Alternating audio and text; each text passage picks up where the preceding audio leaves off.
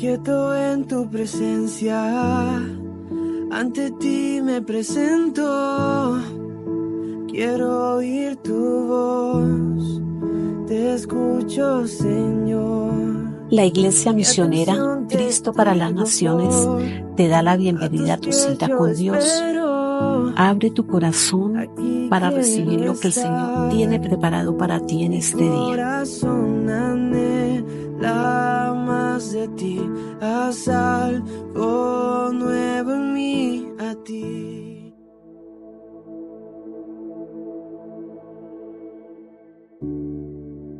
Ruego al Señor nuestro Dios que continúe bendiciendo tu vida, amada hermana en Cristo, apreciado varón de Dios. Como dice el apóstol Pablo allí en Gálatas, capítulo 1, versículo 3 al 5.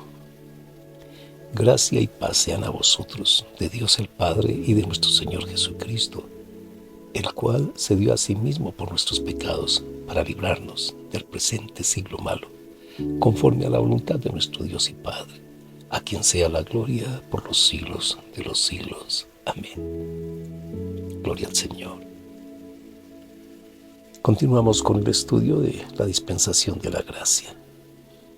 Confío en que estés prestando mucha atención a este importante tema, a esta revelación, y orando para que no desistas de meditar a diario sobre las enseñanzas que el Señor nuestro Dios nos está concediendo, de modo que entendamos su voluntad y vivamos con sabiduría, a conciencia y en obediencia plena, porque es necesario hacerlo así durante el tiempo que nos reste de vida en esta tierra.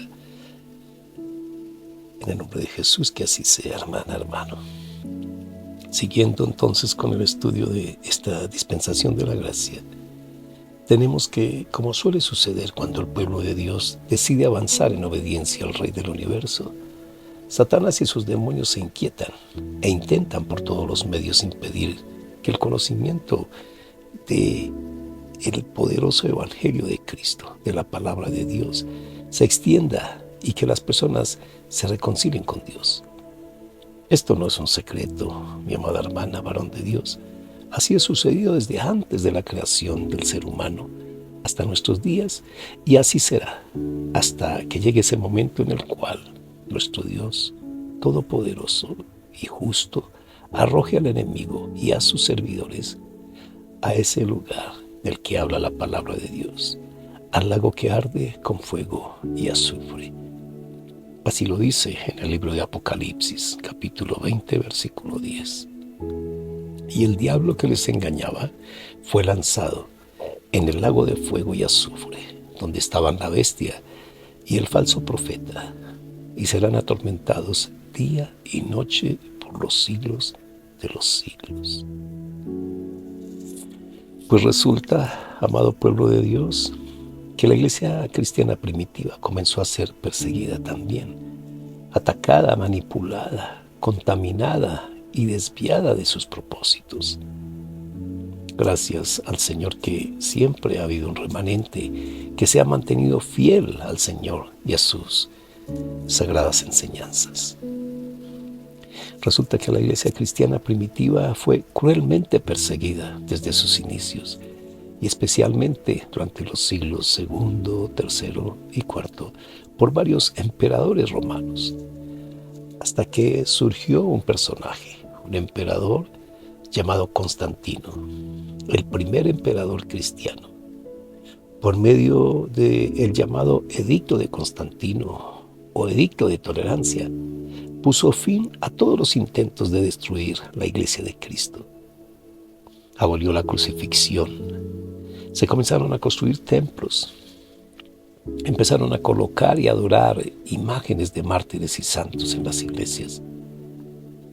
Surgió la adoración a la Virgen María, como la llaman, en lugar de la adoración a Venus y Diana.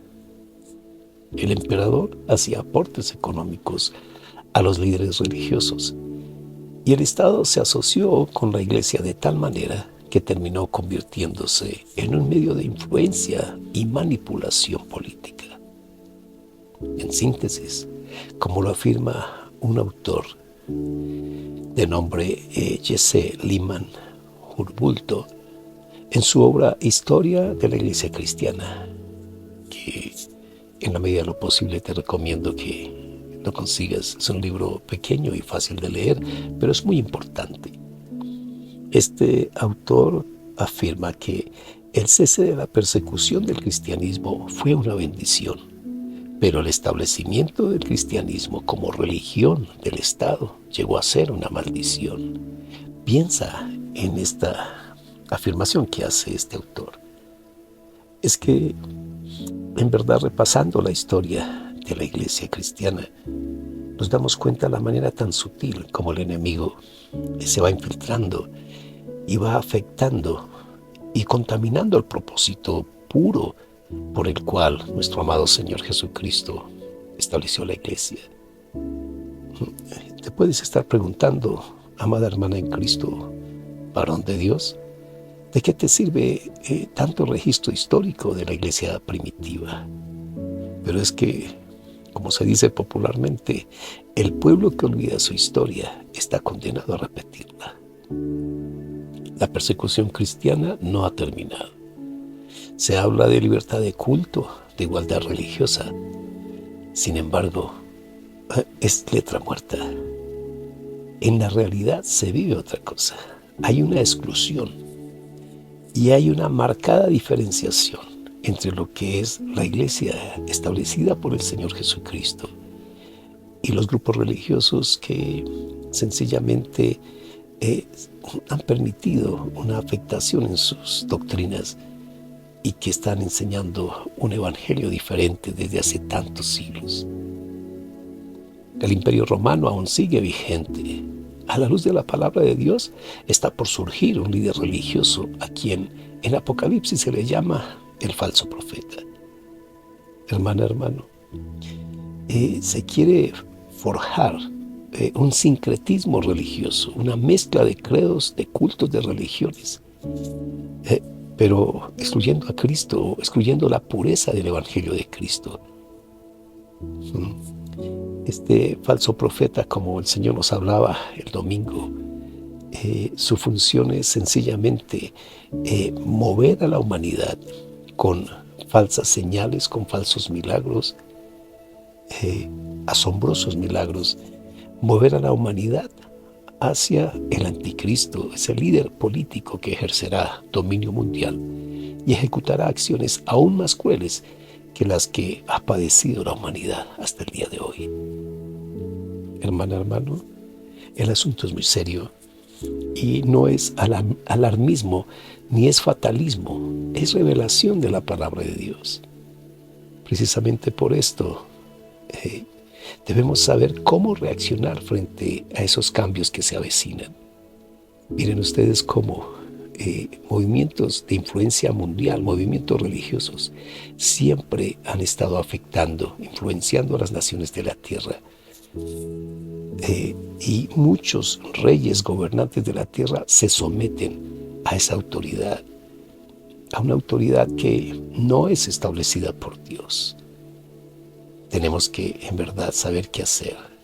Tenemos que ponernos a cuentas con Dios, andar en integridad, clamar por entendimiento, estudiar la palabra de Dios, congregarnos, hermano, hermana, en amor, en unidad, en servicio, y no dejándonos engañar por falsos predicadores, por falsas doctrinas, por falsos profetas, ni por milagros engañosos.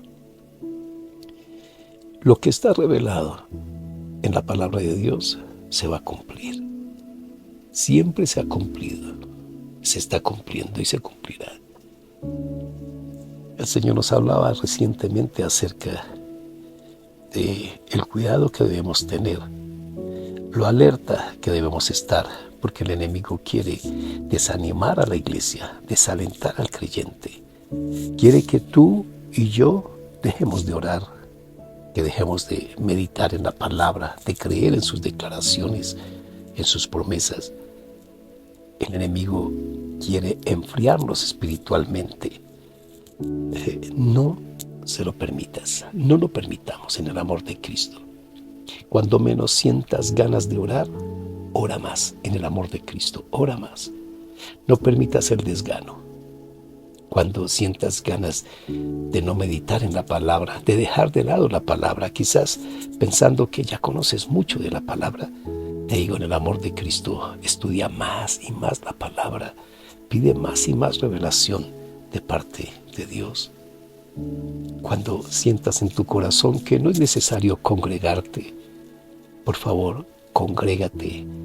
Así tengas que caminar largos kilómetros, así tengas que hacer lo que sea, congrégate, porque es un mandato de Dios. Es necesario, urgente, que la iglesia de Cristo se congregue, porque en la congregación, en la multitud de personas creyentes adorando al Señor, la gloria de Dios se manifiesta, se expone la palabra de Dios con limpieza, con pureza. Pero además de esto, salen a la luz los dones que el Señor ha dado a su pueblo, los llamamientos, y todos unánimes y en oración podemos estar guardados y protegidos por la presencia de Dios. El asunto es delicado, sí. Las cosas se van a enturbiar, sí. Los conflictos van a aumentar, sí. Pero el Señor se encargará de su iglesia, se encargará de ti, de mí y de todos aquellos que en el mundo hemos aceptado al Señor Jesucristo como nuestro único y suficiente Salvador personal. Ten confianza en ello y guárdate, guarda la fe en el nombre de Jesús. Padre, yo te doy gracias por esta palabra que hoy nos das. Sí, Señor, la historia demuestra, Señor, que hubo malas asociaciones entre tu iglesia pura establecida por ti, la que se fue contaminando y fue permitiendo influencias y acciones que no corresponden a tu voluntad, Señor. Gracias, Señor, por esa manada pequeña, celosa de la pureza de tu palabra. Rogamos, Señor, que tu Espíritu Santo nos conceda sabiduría para guardarnos en integridad, para ser personas en verdad llenas de tu Espíritu Santo y con determinación de seguir firmes y adelante, Señor, siendo formados por ti para bendición, Señor, no solo a título personal, sino de todas aquellas personas que tú coloques alrededor de esta mujer que está en oración, de este varón que está en oración y alrededor mío, Señor. Yo ruego tu bendición sobre cada alma que busca de tu presencia, que seas tú sanando, que seas tú, Señor, liberando, consolando, ministrando, Señor Santo, animando a quien esté decaído. En el nombre de Jesús, Señor, te damos gracias. Gracias por tu poder que es real y que es verdad. Te alabamos y te bendecimos. Que Dios te bendiga, hermana amada, hermano amado. Mañana te esperamos en el ayuno aquí en la sede central de la Iglesia Misionera de Cristo para las Naciones. Un abrazo.